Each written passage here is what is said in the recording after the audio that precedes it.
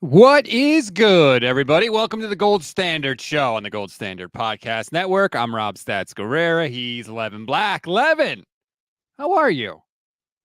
Well, you owe me 15 minutes of my Yes. hourly rate. So my hourly rate for you is like $1,000 an hour because this is just painful. Well, speaking of that, I appreciate John Boy Loco says, great job, guys. Appreciate you both helping me get over this devastating loss and heartbreak. We appreciate that. You've helped us, at least me. I can speak for myself. It's definitely been easier to get over the loss, just having to do shows and talk to people every day and kind of talk through it. Yeah, I haven't had the same experience. So I I've worked pretty much every day because we had a big expansion going on at work. So I've had like zero time to process. I'm way behind on schoolwork and everything else. So I'm just going through it basically. I'm going through the emotions because I have not had time to process anything. Shout out to the National Football League for just keeping the calendar rolling along. We are in the combine right now. Jason Ponte is at the combine for the Gold Standard Podcast Network. So that is like, it doesn't stop. The grind just continues, 11. And, you know, we can talk about that if you want, because today is the defensive lineman, I believe, at the combine. They start a little bit later. And the Niners are probably going to need to take at least one defensive lineman, if not more. They have to replenish, right? Chase Young is a free agent. Randy Gregory is a free agent. Cleveland Farrell is a free agent. And they build this team through the defensive line. I had a revelation yesterday, and it came during the show with Grant Cohn, which I'm sure you listened to. Yes, sure. I listened to it in my immense amount of free time. Right. So, okay. During the show, we had a comment. I went back and checked today because this comment just stuck in my head and I've just been gnawing on it. And, like I try to respond to a bunch of comments, but we're in the middle of a show. So sometimes I don't give things the full amount of thought that I would normally give them. So the comment was from someone named Richie. And what are you doing with this comment here that you've pulled up on the It's just screen? an absolutely perfect comment, and I wanted to get to it before we get away from it. He says oh boy. Uh, Latrell? I was gonna say Latrell, but the two L's throws me off. I don't know if there's a different sound there at the end.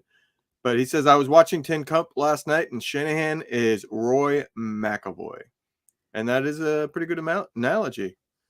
Have you So seen the movie? Do you know the movie? yes, I've seen the movie many times. First of all, so what you're saying is you wanted to completely slam the brakes on the thought that I was right in the middle of. Yes, because we're gonna get into the show, and once we get into the show, like this is not ever gonna be probably relevant to the show. So I wanted to get to it before you finished your thought. Well, gee, thank you. The movie is great. Anyone that hasn't seen it, I don't want to spoil it, but let's just say it's a very apt comparison.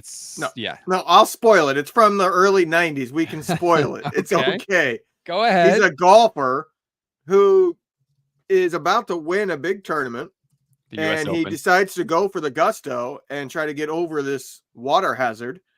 And it is a green that has a downhill slope to bring you back to the water. And he keeps thinking he can make it, and he keeps thinking he can make it. And he keeps taking the same shot, and he ends up losing the tournament because rather than just taking a layup and a drop and then playing it from there where he would win, he kept going for glory. And I love that analogy because that's kind of Shanahan. He keeps beating his head against the wall, doing the same thing over and over.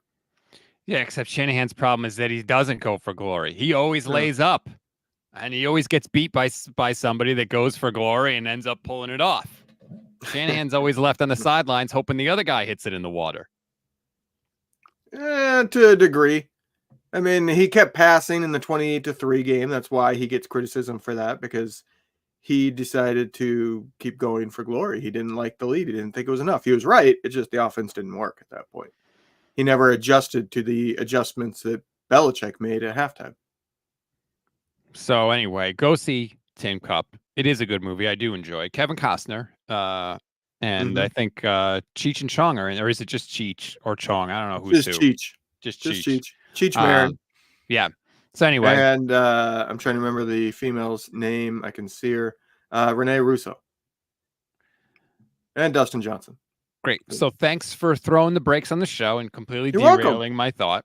Yes, because if there isn't a time in the calendar of the year to just derail and go talk about a golf movie, I don't know when that would be other than I had a relevant topical point you can get to it. that I thought of in the shower this morning. I do all my best thinking in the shower. I tell you what, you show up on time, I won't derail you.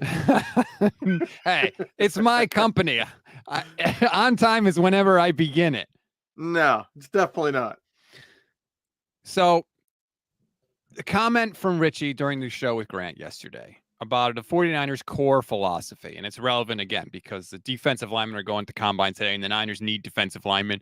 And if they pick a defensive lineman in the first round, I think a lot of people are going to lose their minds, quite frankly. But the Niners believe that that's how you build the core of this defense, that it's defensive line, get pressure with 4. That's really how they believe the best way to win is, frankly. And they've had a lot of success with it, Levin. I mean, we all know the record since 2019. I think they've won like 54 games. They've won 8 playoff games. They're 8-4 in the playoffs, and none of those 4 losses have come before the NFC Championship game. But in the playoffs, especially in the Super Bowl, they haven't had that success. And I think it's because for a very simple reason. And you know the reason, Levin. The bigger the game, the less officials call holding. So if you have a team that is centered around the defensive line and getting pressure with those guys, but the officials are not going to call holding, that advantage gets neutralized. And your defense can be had. And we have seen that come back to bite the 49ers in critical situations. And this is not me complaining and whining about the Chiefs. It's not just a Chiefs thing. It's everybody. For example, do you know how many holding calls there have been in the last 6 Super Bowls combined? 3? 7. 7 holding calls 3 combined. Is in the last 3, sorry. Right. In the last 6 Super Bowls. They don't call it. So if your team is built on getting pressure with the front 4, but the other team can just hold the hell out of them and not get a penalty for it, your defense is going to suffer. And so I think the 49ers might need to shift their core philosophy, Levin. I think the 49ers need to build the defense outside in. Invest in the secondary. Put your money and your resources in the secondary and let them boost your pass rush. Is that crazy? There's a whole lot of things to take from there. First off, yeah, that's what I said 2 weeks ago, that I think they need to change their strategy because you can't build through the defensive line because the NFL is going to allow the quarterback to decide the Super Bowls. I completely agree. I think they need to fundamentally change, but I'm going to take it a step further. They need to fundamentally change by changing the damn defensive scheme. The defensive scheme doesn't fit for what the NFL is going to allow in the Super Bowl. You need to not spend a ton of money on the defensive line. I do think you need one like really great player there. You know, the Nick Bosa, the Chris Jones for Kansas City. You need somebody that can at least take on a double team. So then the other team has to decide what to do against blitzes. And that's the change in the scheme.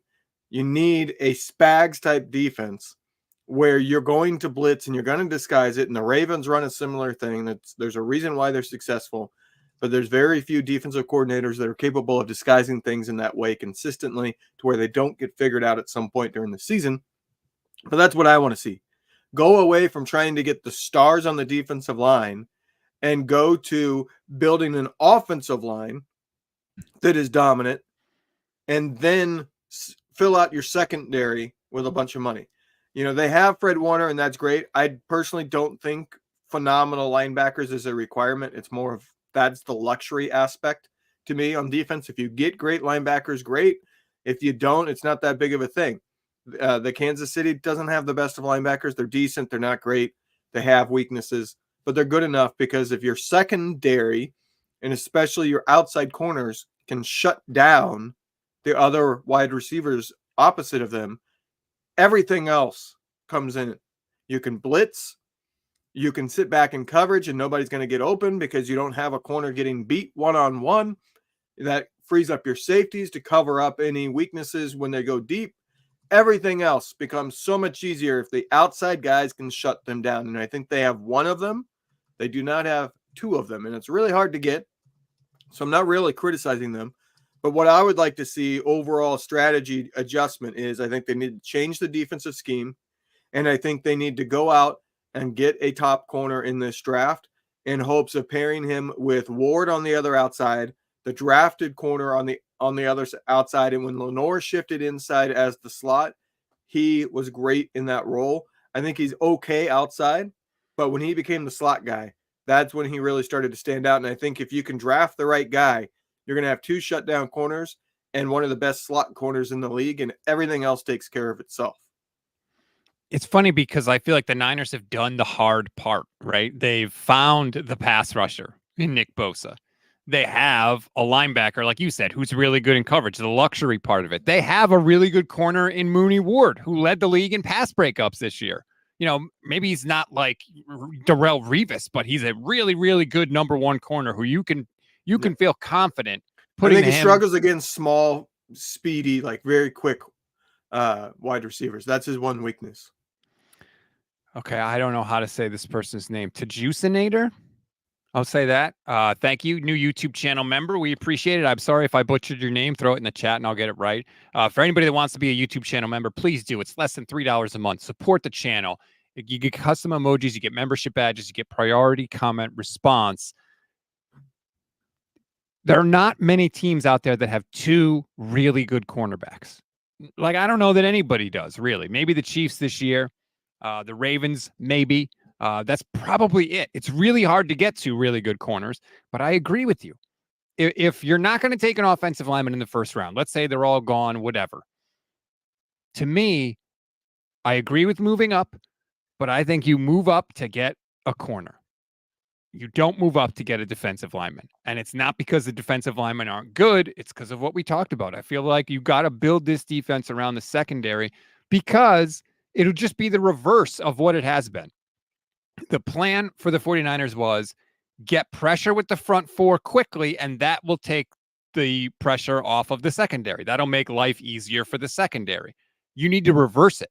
Have a really good secondary, and that makes life easier for Nick Bosa. It makes life easier for Javon Hargrave and Eric Armstead. Because Bosa, to me, is the kind of guy, especially, he's not like a Von Miller, like, bam, win right off the bat immediately kind of guy. Most of the time, he doesn't do that. He's not like that Myles Garrett guy. But Bosa is so good and so strong and so technically sound that he will get home. Like, you're not going to stop. Very rarely does he just get flat out stonewalled. So if your secondary can buy him some time, I almost think that's the way to maximize Nick Bosa, sort of the opposite of how they've been doing it. So my preferred route is the draft is a crapshoot. I would prefer, if they're going to give up a big contract to a free agent this offseason, go get Jalen Johnson and pair him with Ward and Lenore. That secondary, then is taken care of. He's only 24 years old. He's a really, really good corner. I would say he's like one step below the Surtans of the league. I think if you get him, that defense, everything else, like I said, falls in. You can have a safety who's learning in Jair. You can have a safety that's coming back from a major injury that might take time to get truly back in Huff. I want to see them go the free agency route with the corner. And I would like them or prefer them to move on from one of the defensive linemen. Eric Armstead is a strong candidate to free up the cap space, because the year one cap hit of signing a big free agent contract with, say, Jalen Johnson won't be that big. And if you make the move now and take the dead cap hit this season, that means next season, when that corner becomes more expensive, you have the cap space to pay the bigger cap hit. The Armstead, I don't think there's any way that he comes back under his current deal. I think they're going to say, if you want to come back, you have to take a pay cut. Otherwise, we're just going to cut you. He's missed a lot of time. He's older now. Again, like the injury he has is one that it's untenable. You don't pay big money for a guy who's good, not great, who has an injury that there is no healing from it, and it can flare up at any time and last for an indefinite amount of time. Like, that's too much of an unknown to put big money into. Well, not only that, but you're talking about the plantar fasciitis. He also tore his meniscus this year. Yeah. So, like, that's on top of. some of the other issues. So I do think that they are going to do something with Eric Armstead. I think they're going to do something with Juice. I know that I thought I saw some comments from Jalen Johnson about how he wants the bag or he wants to reset the market or get paid, which I don't blame him for, by the way. Good for you. But I agree. I think I would much rather see the 49ers do that. Yeah, Did I would you? rather see them spend on the corner and then in the draft concentrate on the offensive line Mm. and then take. I don't want to see a first round defensive lineman, but I wouldn't mind second, third, fourth rounds taking a couple hits there and hope one of them pans out. You know, take an edge and take a defensive tackle and hope that they pan out in the mid rounds. I just don't want to see it in the first round. That will upset me. Not only taking the defensive lineman too, but if they do invest in the secondary the way we're talking about, then maybe you can increase the value of Drake Jackson, for example, a guy who is not good enough to get the sacks on his own, but can chase people down, can, you know, find himself in the right place at the right time if the quarterback has to bail out of the pocket. You know, all of a sudden, maybe he can become something of value for you. Whereas right now, I don't think he's just not good enough to just flat out beat tackles and get to the quarterback on his own. If they were to come back on a cheaper deal, kind of like what they were on, I would be all for saying the second edge is going to be a combination of Cleveland Farrell and Randy Gregory because in their individual roles, I think they did very well. They're not a complete picture. Randy Gregory is decent at getting after the quarterback, and Cleveland Farrell was one of the best defensive ends against the run this season. If they were willing to come back on the cheap, I would be willing to do that. You know, spend 3, 4, maybe even 5 million. Cleveland Farrell, I think I would be surprised if he gets a lot of interest because of the injury that he picked up. Yeah. And Randy Gregory, at this point, every team's had an opportunity to go get him. It did not cost almost anything to trade for him. So I don't think there's going to be much of a market there either. I would be fine with them just saying, you know what, we're going to bring these two guys back and they can combine to set that edge and we'll draft a young guy and maybe we get lucky there.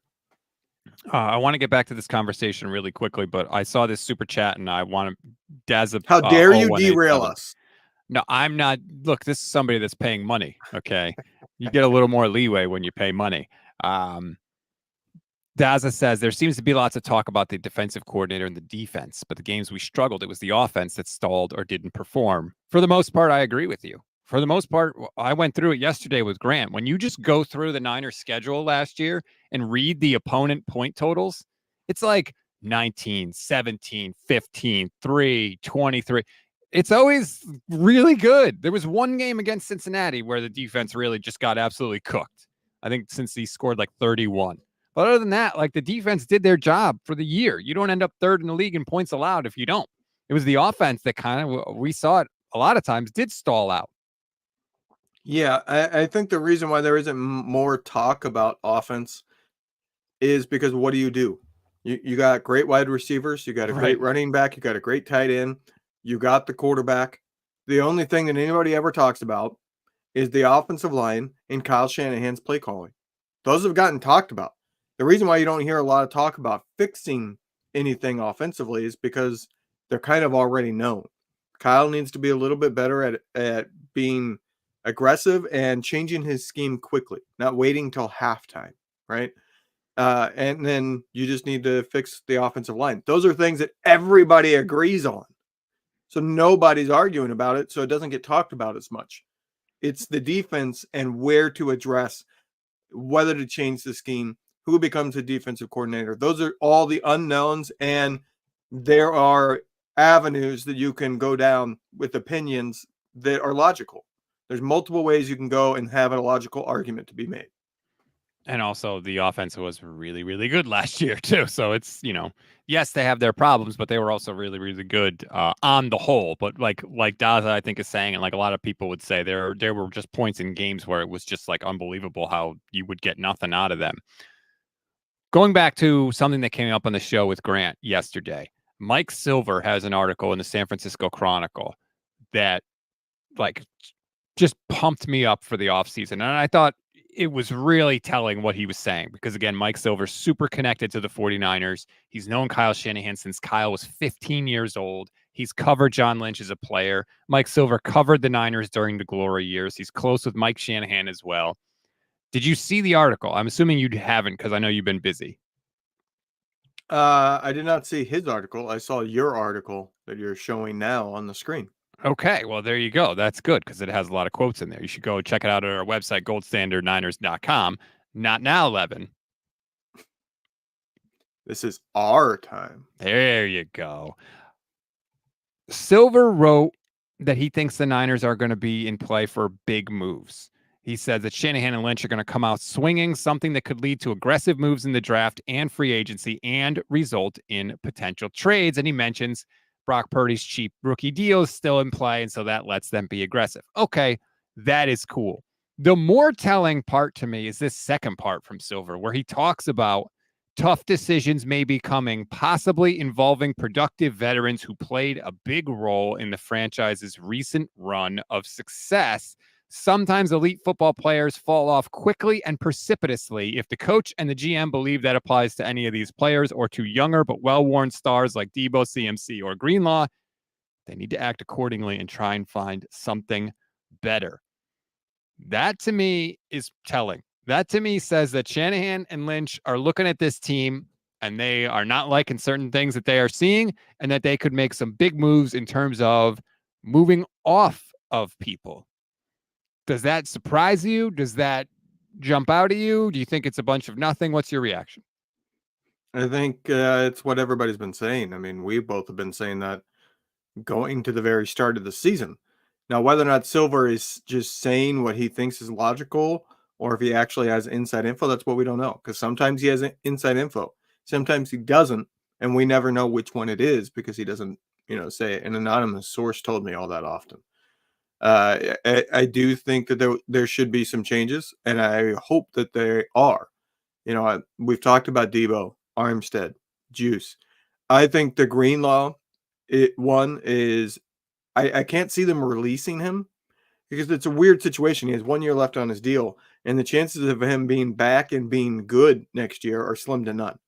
He'll be back, but he probably won't be very good because an Achilles injury takes a long time to get over, and his position requires a ton of lateral movement. So I think he'll struggle next year, but I could see them knocking his cap hit down by giving him an extension. Add 2 or 3 years onto the contract at decent rates to where he's happy to get a little bit of future money when he has a complete unknown for his career. And the Niners are taking the gamble that he will be back at some point and will have him at a discount yet again if he returns to form. You're muted, bud. Sorry. Man, I was doing good. I hadn't done it in a while. D'Amico Ryans was actually asked about coming back from an Achilles because he did it twice. And what he said was it took him 6 months to just recover and 3 months to sort of get back to performance, to really feel like himself again. So, I mean, that's 9 months. Let's just do the math. Dre Greenlaw was hurt in February. 9 months would be back to performance by November, which I would sign for, by the way. If I were the 49ers, like, I wouldn't just throw Dre Greenlaw out there in September just because he's practicing again or whatever. Keep him out if you need to, let him get back to where he feels like he's himself again. Because if you put him back and he's not quite himself and he doesn't quite trust it, then he's putting stress on other parts of his body. And maybe he has an injury with those because there's more of a workload there. If I were the Niners, I would just plan for Greenlaw to be out until November. I don't know that it'll be out that long. Like, part of the returning to form is playing on it, rebuilding the strength. You have to play on it to get to that point. So you can't just say, hey, we know you're healthy enough to play right now, but we're going to keep you on the shelf for 3 months until it's fully back to strength. It doesn't get back to strength until he plays on it. So You're going to have to deal with that window of where he's not really going to be his usual self, and he might be a liability in certain regards. You might play him a little bit less, keep him fresher. Don't put so much stress on it, but he does have to play some. That's a fair point. You're right. I didn't think of it like that, but that's accurate. 2 already this year. 187 said, y'all said Purdy will miss 8 weeks to have Greenlaw ready for the second half of the season. I don't think Levin and I ever went on and guaranteed that Brock Purdy wasn't going to be in for 8 weeks. I think our point on Brock Purdy was it could be 8 weeks. It was such an unknown because of the surgery. Only 3 professional quarterbacks have ever had that surgery. It's younger than Venmo. This is not that. This is an Achilles. There have been a ton of Achilles injuries. We have a much, much, much more accurate picture and a much bigger sample size from which to draw our data. So Brock and Dre Greenlaw, to me, are not the same. I mean, do we need to bring up the fact that Purdy himself said that he didn't feel 100%? He got stronger after the midpoint of the season. After So the he bye, wasn't yeah. 100%. Yeah. He wasn't 100% until about 8 weeks in. Now, he was able to play through it. And even the Niners have talked about how they were surprised that he was going to be able to play. We know the Niners reached out to Brady saying, hey, Right. do you want to come out of retirement? Because we don't know if Purdy's going to be healthy. So the Niners didn't even know that he would be able to play the whole season. They hit the absolute jackpot on that with Brock. Yeah. Like everything that needed to come up 7 came up 7 for them. It's unbelievable. Corey Soto says Bill Walsh said trade a good player a year before they decline. Modern examples, the Patriots and the Kansas City dynasties don't get attached to keep the blood flowing. Completely agree. And it's all sports, really. It's always better to trade somebody a year too early as opposed to a year too late. I completely agree. You could make the argument it's a year too late with Armstead. Yeah, I don't know that they would be able to get a ton from Armstead. I think that they would. I don't think they want to release him because I think they like him and he has good value. He just doesn't have as much value as his current contract. So it'd be interesting if you're him. Yeah, the problem is that his contract has those void years on it that Yeah. carry heavy cap hits. So if you just like redo the deal, those are still sitting there. And those are not something you want to have sitting around when you need to go pay Purdy. So it just feels like to me that they're going to end up moving on from him. And I don't think anybody's going to come trade for him because of what we talked about. It's too much of an unknown when it comes to his injuries. So you see the void year. Yeah. Armstead's cap hit is 25.8 million Yeah. this year. Now I don't know. Post June 1 cut, it goes all the way down to 10.3 million. Yeah. So that's much more palatable if you're the 49ers. So I think they're gonna do something with Armstead. I think that was in Tim Kawakami has a column up right now about off-season predictions, and some of his are good, some of his are not good. But his prediction number 5 actually is if Eric Armstead doesn't agree to lower his salary and cap number, he'll be released. So yeah. So here, this is the question that they have to ask themselves. Do you let Armstead play out his contract, which would be just this season, and you have a cap hit of $28 million? Do you move on from him and make that a $25 million cap hit and allow him to find a team in free agency? Or do you hold on to him and cut him post June 1st, which is kind of a thing that you don't do to players you like? But this is a unique situation where it's a full like 15 million in cap savings difference. So they may end up doing that. The thing is why would they at that point? Because free agency's already happened. So what contract are they waiting on? Ayuk's contract cap hit's going to go down when they sign him. So there's no obvious reason why they would wait post June 1st. But the thing is if you let him play out the contract, he'll have a $28 million cap hit this year and a $15 million cap hit next year, even though he's off the team because of the void years. That's why I'm saying you might as well take the cap hit now, then let him play it out and have him handcuff your offseason and then still have a huge cap hit next year in the dead cap. One thing to remember, too, is you can cut somebody now, but designate them a post June 1st cut. So you can cut Armstead now, give him a chance to find another team, but for cap purposes, you can pretend essentially that they cut him after June 1st, which I guess is good. Daza0187 says the 2 players we need to do something about are Deebo and Armstead, but their cap hits are huge unless they agree to take a pay cut. Armstead, they have more flexibility with Armstead as we just laid out. Deebo is it's 20 plus million if you move on from Deebo in any way, whether you cut him, whether you trade him, it's rough. So if you want to work while I'm talking, bring up the Deebo contract because Deebo has a similar situation to Armstead that even if they keep him and let him play out that contract, he already has a good bit of money sitting in the void years.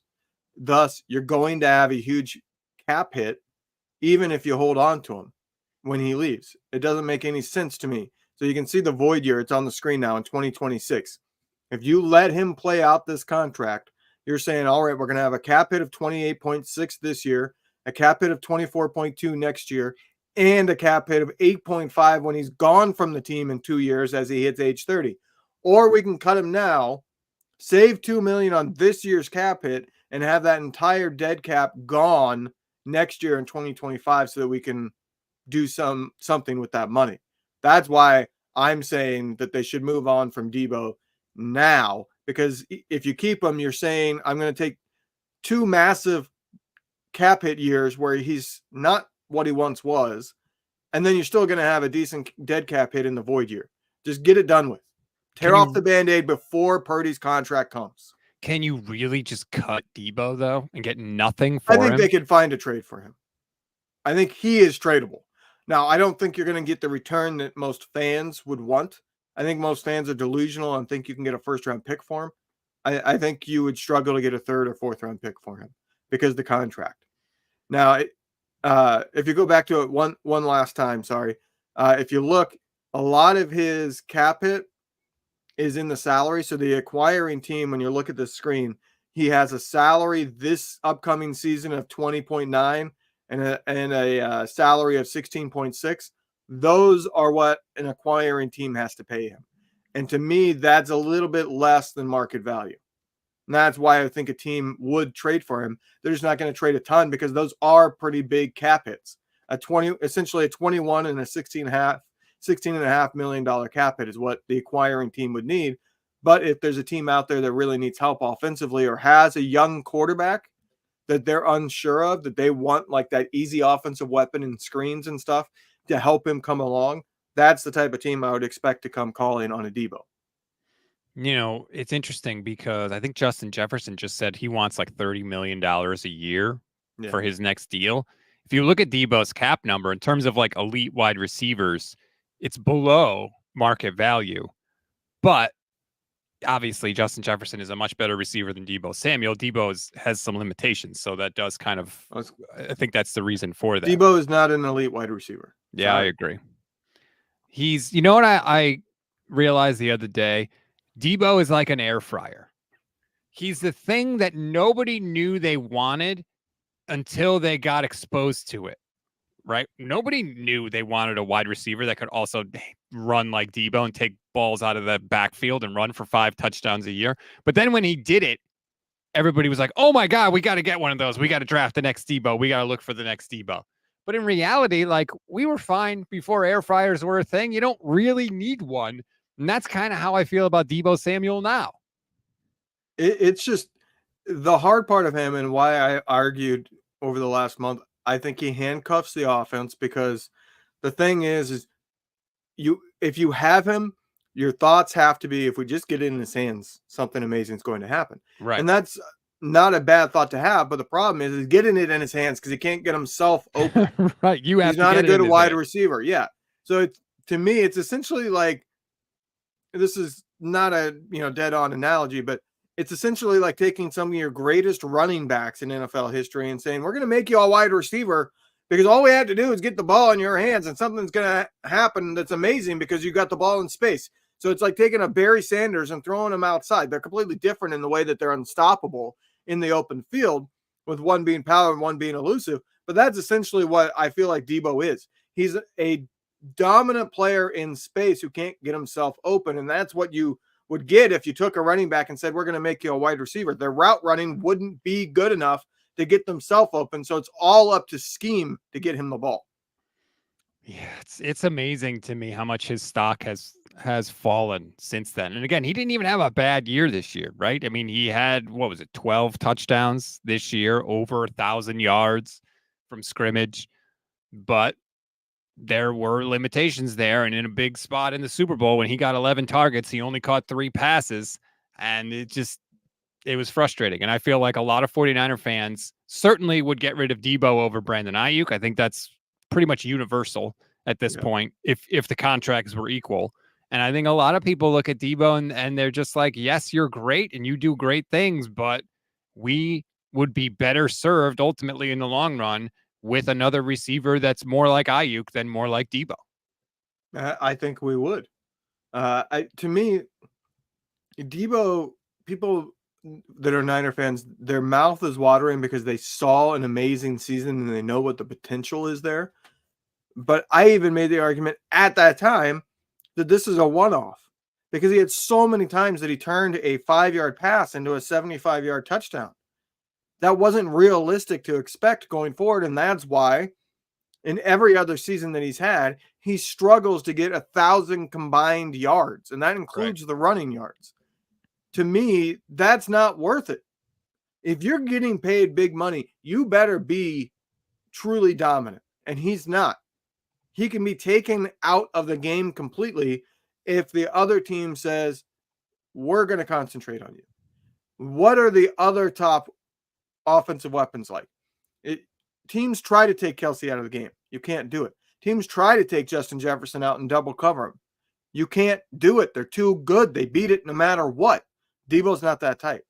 Deebo, if you want to take him out of the game, you completely take him out of the game.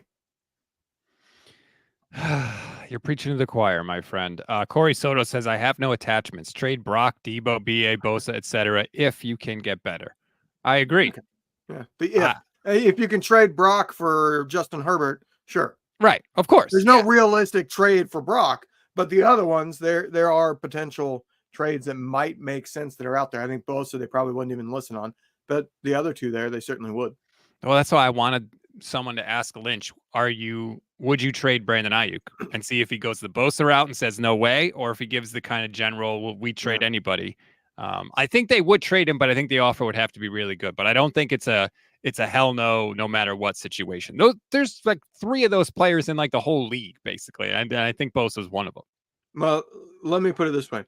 If we get through the draft and the first like 2 days of free agency and Ayuk's still on the team, he's not going anywhere. Because they will not trade him if they didn't get the replacement. If the draft is still to come, they might think we can get somebody in the draft. If free agency is still to come, they might say, well, we can use the return that we get to improve the team, and we'll sign a wide receiver that we think can have comparable effect. Won't be as good as Ayuk, but it will be close enough, and the other capital we got will make us better overall. If you get past, I don't know the exact date that free agency starts this year, but sometime in 2 weeks from now, basically March 11th. I was going to say it's normally around March 10th that it starts. So yeah, if you get to, I would say March 13th, 14th, and Ayuk's still on the team, he's staying. Daza says Deebo is unnecessary with Christian McCaffrey, but a better receiver. The offense is worse with him. Just look at the Super Bowl. Those targets should have gone to BA and Kittle. Mm-hmm. I definitely think Brandon Ayuk should have got more target. You don't target when the other team can play good man coverage. You don't give Deebo 11 targets. That's not what you do. And we're not saying that Deebo is definitely going to get traded, but when Mike Silver writes what he writes, I think it's worth at least considering the possibility. That's all. Well, this is what we do in the offseason. We consider possibilities until things happen. You want to know a fascinating possibility? I don't think there's any chance in hell it happens, but it's an interesting thought to go down. If Minnesota decides, look, we just can't pay $32 million or whatever it ends up being to Justin Jefferson, and the Niners are sitting here and Ayuk saying, I want 26, 27 million, does Minnesota go, you know what, we'll do, you throw in a 3rd round pick and we'll swap wide receivers because we would rather pay the lesser amount to Ayuk and you're willing to pay the higher amount to Jefferson. I don't think there's any chance that actually happens, but it's kind of interesting. Like Minnesota could say, hey, we think Ayuk is really, really good. And the drop off from Jefferson isn't as far as most people think. And we would rather pay him 6-7 million less than what Jefferson is demanding. Look, if that happens, I'll be there cheering. I would be jumping for joy if that actually happened. 187 says, don't believe everything you read on the internet. It's just a writer's opinion. I hate when people say this. It drives me crazy. First of all, if a writer says the 49ers are going to get, if Mike Silver said they're going to trade for Justin Herbert and sign Justin Jefferson, people would be like, oh, look, they know. Look, he's got sources. They know. When it's something good for your team, then you agree with my analysis of the situation. When it's something that's scary to you or that you don't like, then it's just his opinion. And again, I've been telling people this forever. Insiders don't just randomly write pieces on their opinion. They talk to people. They talk to sources. A lot of times they get told things off the record, things that if they want to talk about, they can't say, hey, I've heard this. But if they type it up and just make it like a piece that looks like it's their opinion, then it's okay. Then nobody gets in trouble. Then the sources don't get mad. I worked at the highest levels of the sports media business for 14 years. I worked at ESPN for 7 years. I worked at NBC Sports for 7 years on Pro Football Talk. I know how the sausage gets made. I've talked to these people a lot off the record. I know how this stuff happens. Insiders don't just write their opinion to write their opinion. And again, Mike Silver tied into this franchise. He knows Kyle Shanahan. He's known him since he was 15. He knows Mike Shanahan. He knows John Lynch. He covered John Lynch as a player for years. If you think he's just writing this out of his ass, you're wrong. And again, he's not saying Deebo's definitely going to get traded. Go read what he said. Tough conversations are being had. Veterans who were productive, they're talking about moving off of them. When people speak, people with weight and power and influence speak, listen. Yeah, so start listening to me, Rob. You are not one of those people, for the record. And neither am I. No, the point I was going to make is I think some people make a mistake and they loop or lump beat writers into insiders. Beat writers and insiders are not the same thing. Some beat writers are insiders too, but not all beat writers are insiders, if that makes sense. And not all insiders are beat writers. Right. They're two separate things that some people end up being both. I would say Mike Silver is one that's become both for the 49ers. He's an insider, but he's also a beat writer that's there every day. Your Schefters are insiders. They're not beat reporters. Right. Somebody like Barros, is a beat Lombardi, writer. Cohn, they're beat writers. It's very rare that I've seen any of them have an actual I got told this type of inside information. Mayoko kind of blurs the line. He blurs three different lines. He's beat writer, he's insider to a certain degree because sometimes they push him, and then he's also PR sometimes. So, it's hard to be. He's got a unique role there. Brent Jacobs, thank you very much for becoming a new YouTube channel member. 187 says, I saw what those so-called writers said the last 2 off seasons. I'm good. Who said Trey Lance had arm fatigue? Oh, yeah, Mike Silver. Guess what Trey Lance had? By Trey Lance's own admission, arm fatigue. So, you could sit there and say, well, Mac Jones. It's like, all right, great. No one had Mac Jones. Everybody was wrong on that. But you can't sit there and say, oh, Mike Silver doesn't know what he's talking about. He has no sources. He was on the Trey Lance thing. What are we doing? Just because the news is scary or you don't like it doesn't mean we can just hand wave it away. Again, when certain people speak, we should take their word for what it's worth. We should listen. Can I just say, since you brought up Mac Jones and Trey Lance, that draft class is hanging on by a thread for being not solidifying itself as the worst draft class for quarterbacks in NFL history.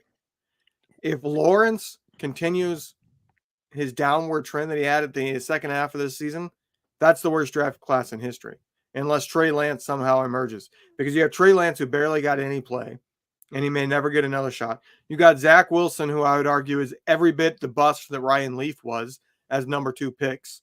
And you got Mac Jones, who was a bust. Trevor Lawrence is the one shining hope of those top quarterbacks in that draft, and he was not going in the right direction. If I told you the 49ers suddenly traded Trevor Lawrence for Brock Purdy, would you be happy? I would not. No.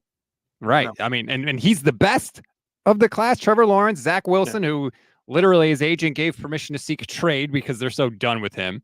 Trey Lance has 4 starts since he was drafted. Justin Fields has been terrible, and the Bears are going to move off of him. They're going to take a quarterback first. Mac Jones has been terrible, except for that 1 year, really, where he made the playoffs. Then it's Kyle Trask, Kellen Mond, Davis Mills. Davis Mills is the second best quarterback in the class.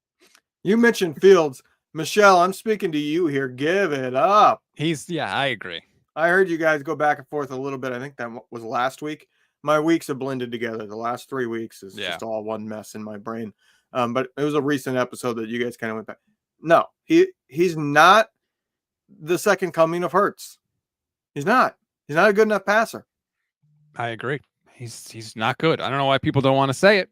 He is not good. There's a reason the Bears don't want him. Right? How much better off would the Bears be to keep Justin Fields and either trade that number 1 pick for a bunch of other picks in the first round, or take Justin or keep Justin Fields and take the best receiver in the class, Marvin Harrison Jr., right? Like, but they're not doing that. They're going to take a quarterback. Their GM is basically telling you at the combine, well, we'll try and get rid of Justin Fields as early as we can to do right by him. Look at all the mediocre shit quarterbacks the teams have stuck behind for years. And yet here are the Bears with the quarterback still on his rookie deal saying, somebody please come take him so that we can draft another.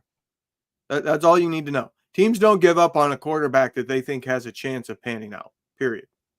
Here's an interesting comment as we circle back to the Niners. I was willing to give Purdy a chance, but he fell on his face when it mattered most. Now that he lost, I know the Super Bowl losing non-Hall of Fame quarterbacks don't make it back. Welcome to QB Purdy, Tory.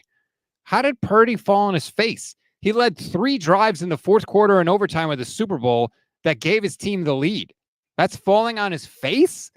I mean, damn, that's a pretty high standard. That is a high bar. I mean, I would not say he fell on his face at all. Could he have done some things better? Absolutely. But on the list of people to blame about the Super Bowl loss, Brock Purdy is not 1, he's not 2, he's not 3. Yeah, he's as good as I hoped he would be in the Super Bowl. Could he have been better? Absolutely. But I didn't expect him to go out there and dominate. I knew he wasn't going to. Kansas City's defense, their corners are too good for him to have gone out and dominated. He played well enough, is the way I put it. He played great, or good, not great. I got no complaints about how Purdy played in the Super Bowl. Yeah, I would agree. I mean, again, that doesn't mean he can't improve and all that stuff, but I do like QB Purdy Tory though. That's pretty funny. We could repurpose Purdy Tory and make it like a good phrase. We're in Purdy Tory now. I don't know. There's something there. I like it. I don't want to be in anything a Tory anymore. We've Yeah. been there for 30 years. That's true. Okay, the other thing we didn't get to is the defensive coordinator, Levin. They still don't have one. The news came out this week that they finished their interview with Daniel Bullocks and that they were going to interview Chiefs defensive backs coach Dave Merritt, who, I'm going to be totally honest, I didn't know anything about Dave Merritt before this news came out.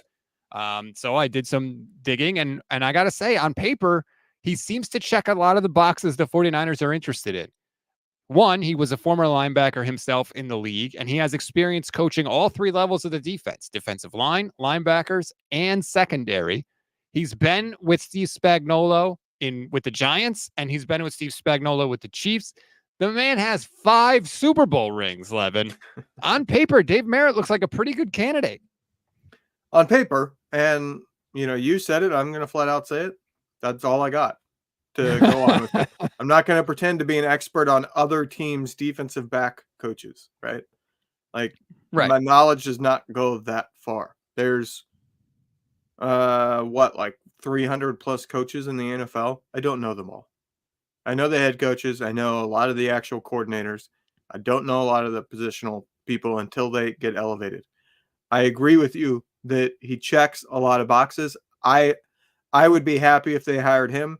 I personally would put him second on my list of the people that we've heard about. I'm fine going to Staley. Me too. I think it's worth it. People say, "Oh, but he was so terrible with Chargers." There's so many coaches in the NFL that are not good at being a coordinator and a head coach at the same time. Staley might be one of them. Spagnuolo was one of them. There's a ton of them that are that way. There's very few that are capable of being great at both. Like Walsh was one that was great at both. He was a long-time offensive coordinator for the Bengals. And when he got screwed over, he was supposed to replace Brown as the head coach, and he got screwed over and wasn't given the job. That's why he was going to go retire, and then he got the opportunity with the Niners, or Stanford, then the Niners. Whether or not Staley is one of them, we don't know, but he was so good in his role as the defensive coordinator. And I think it's noteworthy that the defense was mediocre to bad with Wade Phillips, dominant with Brandon Staley the next year, and then mediocre to bad the following year with Raheem Morris. That 1 year, it's not like the personnel changed out immensely between those 3 seasons. That's back-to-back-to-back seasons for the Rams. So there is something there with Staley that he is a really good defensive coordinator. I want to see his second chance. I would be willing to be the team that gives him his second chance as a coordinator. Yeah, I agree with you. I would not be like, oh, woe is me that they hired Brandon Staley. I think it is two different things. I think it's two different jobs. I think there are a lot of coaches that can sit in a dark room for a week and come up with a really good game plan. And I think Brandon Staley might be one of those. There are not a lot of people that can be a good head coach and do some of that stuff. It's a very different task. It's a very different job. I'm not going to freak out. There is part of me that's a little biased and would prefer they go outside the organization. And the one thing about Dave Merritt that I'll say, Steve Wilkes, I think, had a big hurdle to overcome because he was the outsider. It wasn't his system. It wasn't his coaches. He was the outsider. Dave Merritt would be an outsider too, but Dave Merritt can throw down 5 Super Bowl rings on the table and be like, yeah, I might be an outsider. Look what I have that you don't have. And oh, by the way, I was just part of the defense that clamped you down when it counted in the Super Bowl. Yeah, he has an easy comeback. Oh, you don't want to do this? Okay, well, that's what we did when we kicked your ass. Right. And what are they going to say? So I kind of like that. Daza0187 says part of the defensive issues are the power that the vets have with regards to scheme. They helped get Wilkes fired. Also, the occasional lack of effort across the defense. Yeah, I said it at the time, and the more I look back on it, from the top. The power is being given to those vets from the top, and you already saw. Now I actually don't remember if it was Lynch or Shanahan this week say that we like the scheme that we use. Lynch, he said it at the combine. Yeah, he said, yeah, that's where the power comes from. It comes from Shanahan and Lynch saying this is the scheme. We're going to find a guy that's willing to do it. Yeah, they asked Lynch, hey, does not having a defensive coordinator change the way you evaluate players? No, because I think we have a great idea who we're going to be. There you go. Yeah. He doesn't make any qualms about it. I do think that they have to. I don't like all the power that the vets have. The vets are the ones that stopped the Trey Lance thing with Jimmy Garoppolo in 2021. The vets are the one that got Steve Wilkes to move down to the field from the booth in 2023. You can't have the players with this much power all the time on everything. As a coach, it's a tough tightrope to walk. You have to listen to your players and take their input, but you also have to have the skill to sort of tap dance through making them feel heard while not always doing what they want. Sometimes you got to be like, hey, I've heard you. I appreciate the thought, but we're not doing that. That's why I want to see one of these big name vets, preferably one of them involved in the Cabo clique, get moved. Yes. Did you break that up and you say, hey, we're still team first here. It's not about you guys. It's about winning. And you know what? Patel points this out. The vets choked in the Super Bowl. McCaffrey fumbled the ball on the opening possession. Trent Williams, 2 penalties back-to-back on the second possession. Deebo, 3 catches on 11 target. It's like the vets are the ones that did kind of let them down a little bit in that game. So that's a good point. I wanted to bring up. Oh, I know what I wanted to bring up. The whole Wilkes thing about going down to the sideline. Here are the points allowed until that Vikings game. 7-23 when the Rams kicked the field goal on the last play of the game to make it 23. 12, 16, 10, 17, and then or 19, excuse me, and then 22 in the loss against the Vikings. The defense was kicking ass, but they lost that game to the Vikings because of a 0 blitz call where Charvarius Ward has an interception in his hands and the receiver rips it away and runs for a touchdown.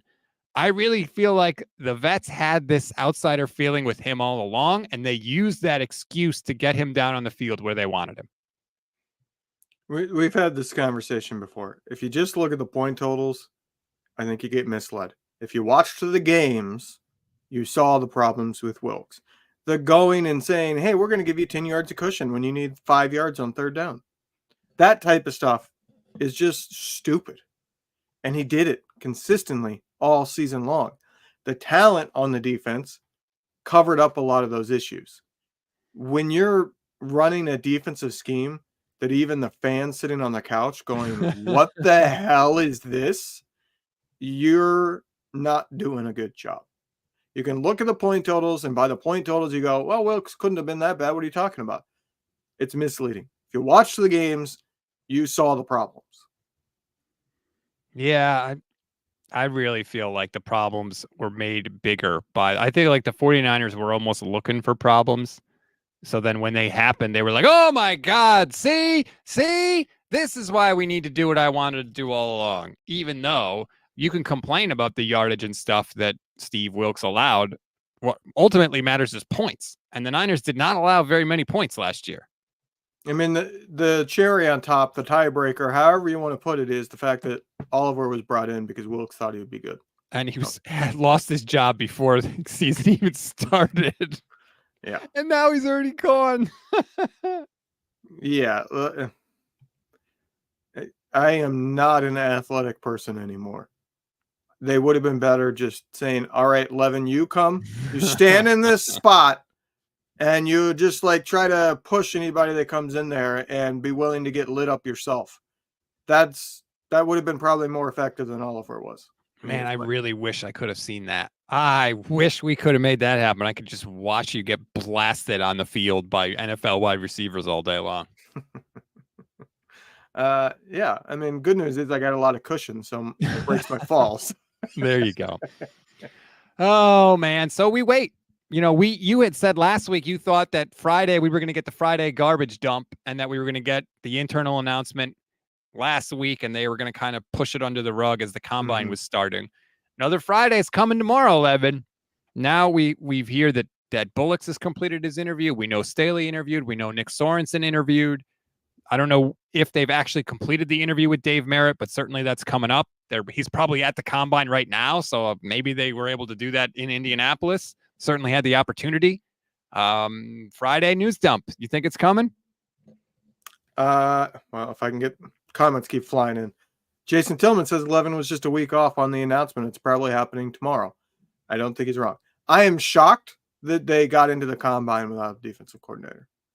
I would have thought that they would have the defensive coordinator. Part of me does wonder if what they ran into is they had an external candidate that they wanted, maybe Staley, but they said, we have this scheme, you're going to run it. And they said, well, I'm not coming then. You're not going to bring me in and be able to use me as a scapegoat type. If I was Staley, I would be saying that. I'd be like, I'm not coming in and running your thing. And if it doesn't work out, you get to just move on and say, well, that was the problem. It doesn't work that way. And not if it doesn't work. If we're third in points allowed, if he's fourth in points allowed, whoever the coordinator is, it's like, well, the defense got worse. That's why it's a really tight spot because there's a lot of expectations.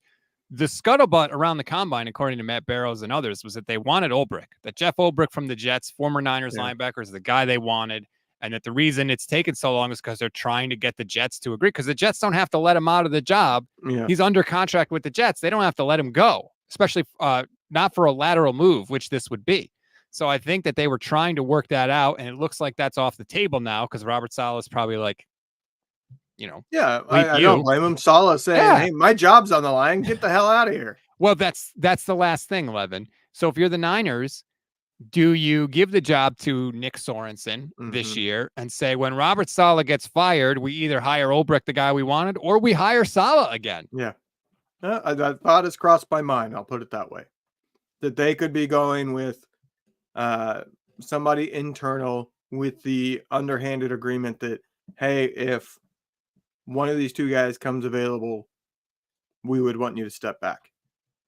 Or we'll just let you go, So I'd be interested to see what kind of, especially if it's an internal hire, what's that contract look like?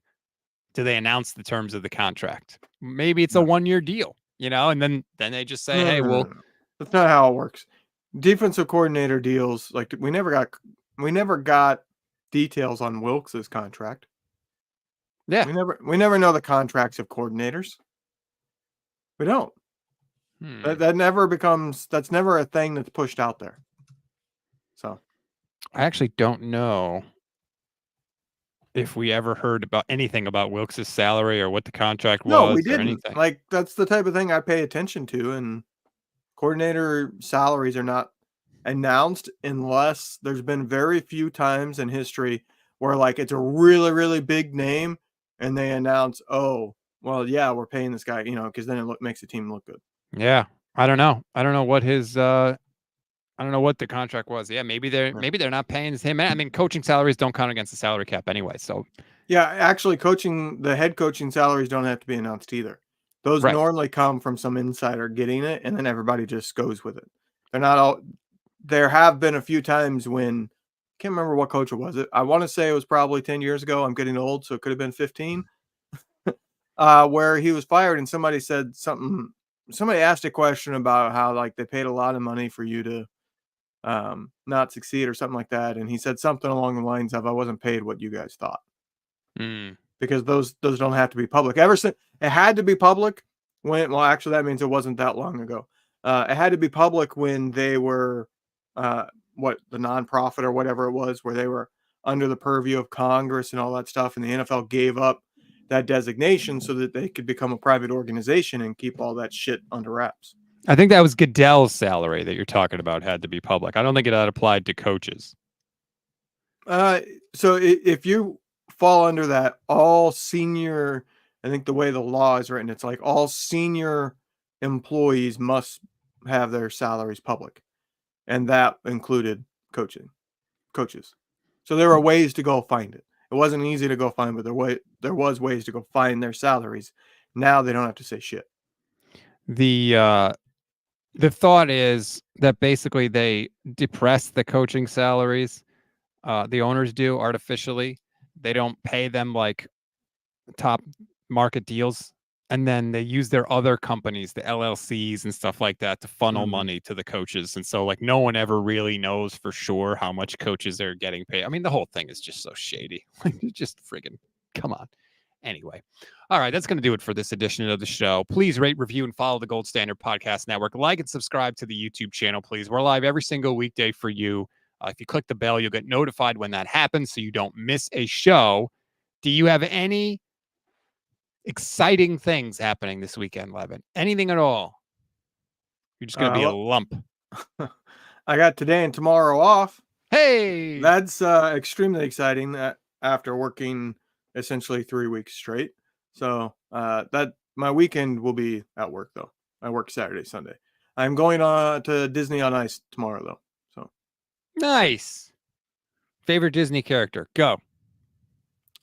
Probably has to be Simba, because Lion King, I was 9 years old. I was obsessed. I had the soundtrack on cassette tape, and I played it so much that I think after like a year, my brother used to complain all the time because I'd put it on the stereo, around the house. That's I didn't have cable till I was 10. So we used to always have music blasting in the house. I used to always play that. And then that tape mysteriously disappeared one day. And I'm assuming it was my brother getting rid of it. It was destroyed by a fist-shaped object. Yeah. Would not surprise me.